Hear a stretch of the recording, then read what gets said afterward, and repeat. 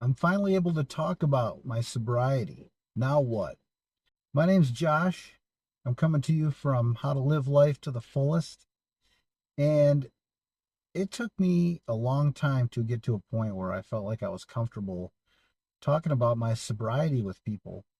For the most part, I would say it took me a good 3 years to get to a point where I was starting to come out of my shell about talking about my sobriety. It took time, it took experience, it took faith, it took trust. It took all these things over that course of the 3 years to really start to feel like I was comfortable enough to bring up my sobriety. I remember early on talking to a family friend, just sitting there shooting the breeze, and it was just him and I. And he was a drinker and he was drinking his beers, and I was having my Athletic Brewing NA beer. I just brought up, and he knew from my wife telling uh, his wife that I was sober. But the discussion came up, and I ended up giving him one of my beers and telling him these NA beers now, they taste similar to any other alcohol, any other beers that are out there, and that the NA beers have come so far, and give it a try. So he tried it. He said it tastes exactly the same. But that was 4 months into my sobriety, so it was still 2020. Athletic Brewery, I think, started a couple years prior to that, but really hadn't started taking off until recently. After that, I never really talked about my sobriety anymore. But it was around 3 years where I got to a point where I felt like I was comfortable enough to talk about it. And so, what did I do?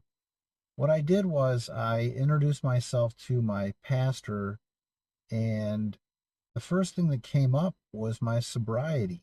And I told him that I had been growing in my sobriety and growing in my confidence, but something was still missing. And it was faith that was missing. It was my belief that God could be there, and that I could talk about God to other people. Up to that point, I felt like I wasn't really comfortable talking about my faith because I didn't have the group around me that I felt like wasn't the right group, the sobriety group that I was part of, to talk about my faith. It wasn't the right setting, it wasn't the right people.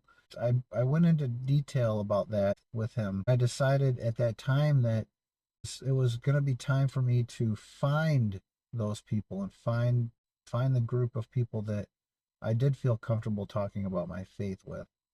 We set up some appointments after that to talk about maybe starting a sober group. And at that time, there was another member of the church congregation that was interested in maybe setting up a group there. The church had launched only a year prior to that, so it was fairly new, and there was no sober group yet. So jumping into that with them kind of made me feel like, I'm a little bit more open to talking about my sobriety with people at this point.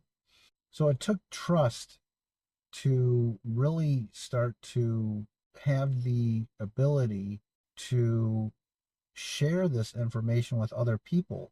At that point, I felt like I could share my information with others and actually truly give back at this point and be helpful for other people in their sobriety. And so that's kind of what I did.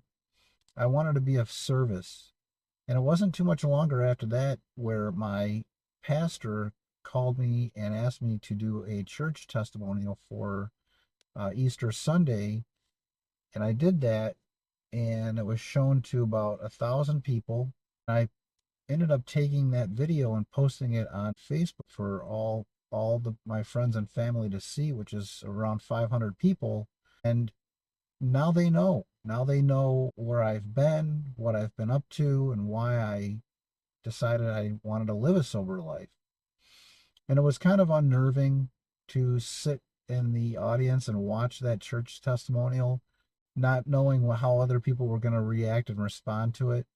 But after it was over and I went to the lobby, I had a few people come up to me and say, "Hey, aren't you that guy that was in that testimonial?" And hey, good job.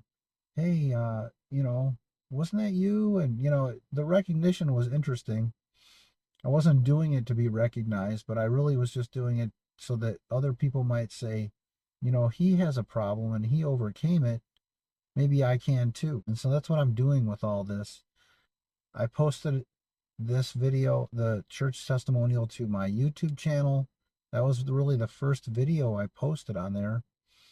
And it really felt like it was time to launch this channel and start to make these videos to try to help others, and just have people that can relate to my story in their sobriety and know that it's possible to overcome these addictions to drugs and alcohol and other things that hold us back. So that's where I am with it.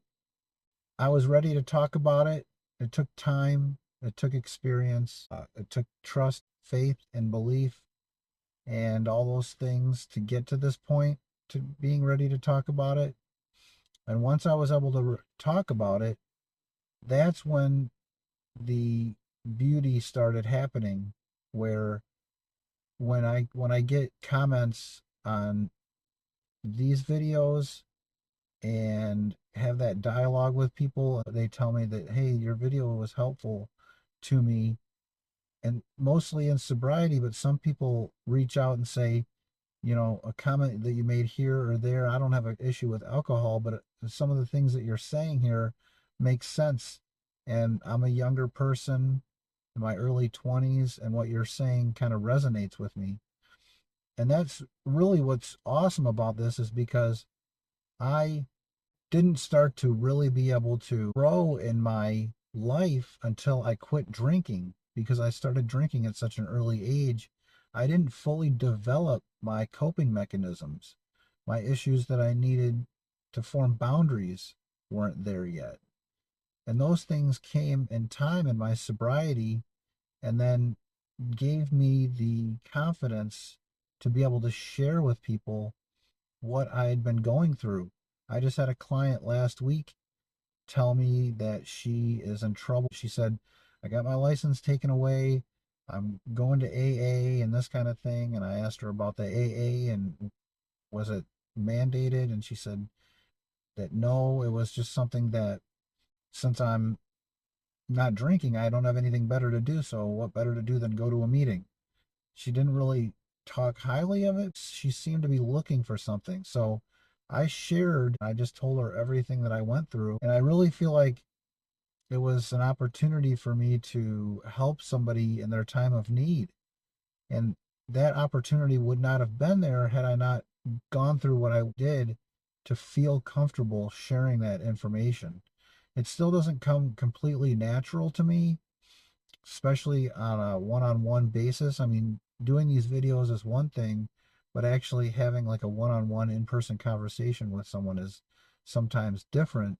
But I think the more I do that, the more comfortable I will get at doing that. In any case, I still was able to kind of shine a light on it for her, and she just left with this smile on her face and, hey, you're Josh, right? So I'm sure I'll see you around again. I've had these conversations with other people, two or three other people that I have a conversation with about, hey, I have a channel and this is what I went through with my drinking. And I'm able to encourage them too when they're telling me about a tough situation they're in. I'm able to kind of tell them, just keep hanging through those urges and you're doing a good job. And it feels good to be able to confidently say that if you get through those urges, you will be stronger. You will know that you can conquer anything without alcohol, and that your life is going to be better the longer you continue to go alcohol free. So that's what I got for you, everybody. I'm going to pin my Facebook group down below in the comment section. Come on over and join a group of like-minded people. We're all there to help each other, encourage each other in sobriety, and I'd love to see you there. So have a great day, everybody. We'll talk to you soon.